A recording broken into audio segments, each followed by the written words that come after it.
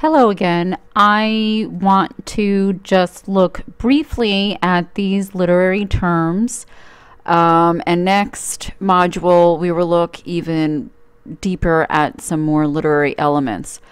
But to begin with, let's take a look at symbolism, allegory, irony, satire, and parody. So these are more terms to put in your toolbox and use for when we are analyzing our texts.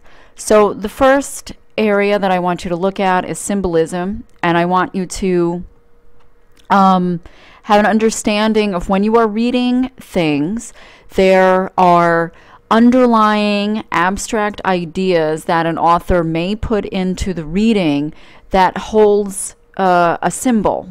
Okay, it means something beyond what is being shown in the story.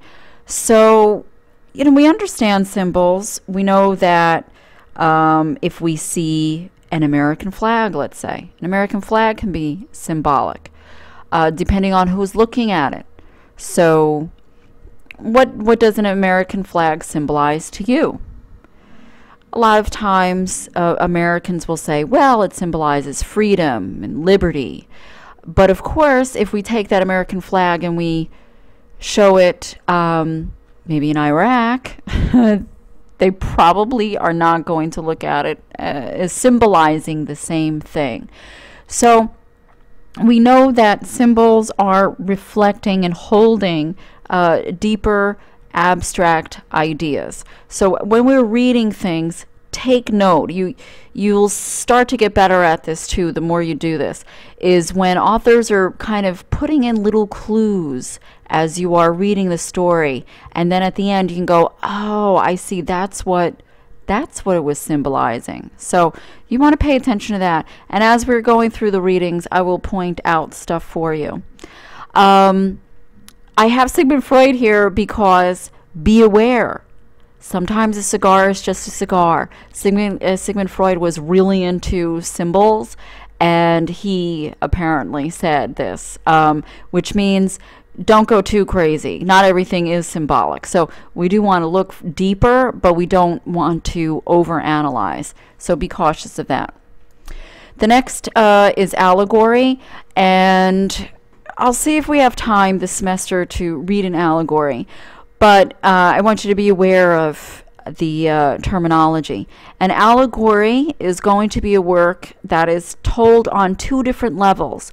So it's kind of like an extended metaphor, something else that we'll look at. You can read the story, and if you just look at it without looking at the symbols, it just is one story. But if you actually look deeper, it's really about something else. So, for example, we have George Orwell's Animal Farm. Whether you've read it or not, it's a story where, you have a farm, and the animals on it are, there's a pig, there's cows, everything. It's a story about animals on a farm. But what is it really about? It's really about communism. So again, he just told an entire story about how the pig is trying to get power, and how some of the animals are going along with it, etc. And you could say, oh, well, this is like, and animals are, putting together their own story. But the reality is, he's really was making a commentary on communism and Joseph Stalin, but he never said communism or Joseph Stalin. So that is an allegory. Now let's look at irony. Irony is interesting in that it is often a biting, kind of painful thing. When something's ironic, it usually isn't in a nice way. So our irony is it's what we think is supposed to be and what actually is, right? Or what we expect and what actually is. And you can look at some of these pictures here that I put. Well, why is this picture here ironic? Oh, let's see. The words that they are spelling, or the word they are supposed to be spelling, is school, where is a place you're supposed to learn and a place where you don't make stupid mistakes like that. Another one here. What is ironic about this picture? Well, and this happens, this is kind of popular in London if you've ever been there. They put out announcements of what's going on in the newspapers. So you have one newspaper here, K. Stephen Church hit by vandals.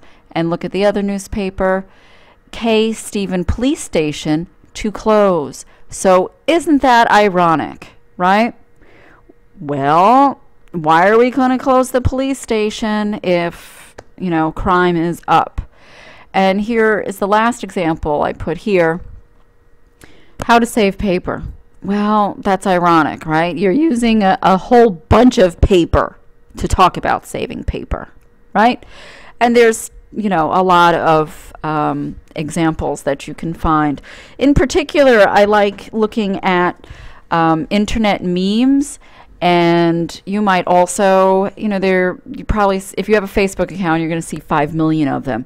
They are using irony a lot. So that's irony. And the last thing I wanted to call your attention to is satire and parody, because these are two things that often get confused.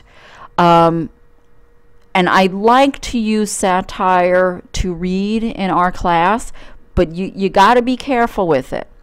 Because satire is, you're making fun of something, but you're making fun of something with a point.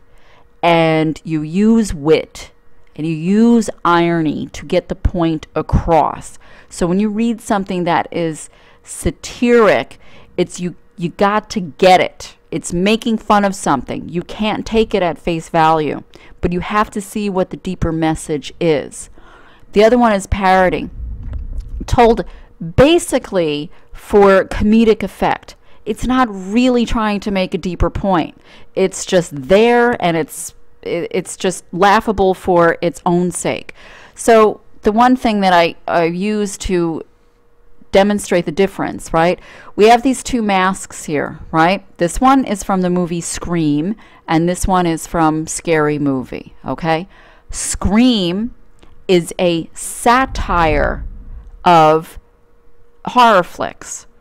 It is making fun of horror shows. So if you ever remember, if you ever saw the original Scream, they're making different points about, oh, don't say you'll be right back, because you won't, right? And so they are making fun of horror flicks, but it does work as a horror film itself, in and of itself.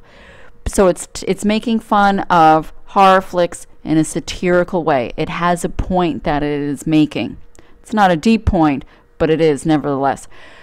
Parody, Scary Movie is a parody of a satire, okay? Scary Movie is making fun of Scream, except there's absolutely no deeper point. There's no irony. There's no sarcasm. They are just closely making fun of different scenes that happen in Scream and then later on other horror movies, right? They're just making fun of it outright for laughs. And you could see the difference in the masks, right? So here you go. You have the Scream mask. It's satiric. It's not really something to take serious, but you know, it's kind of freaky, and this one obviously is, you know, goofy and stupid. So know the difference between satire and parody. We probably don't have time to read parody this semester, but I'm sure going to try to squeeze in satire. Okay, so that was just a brief review.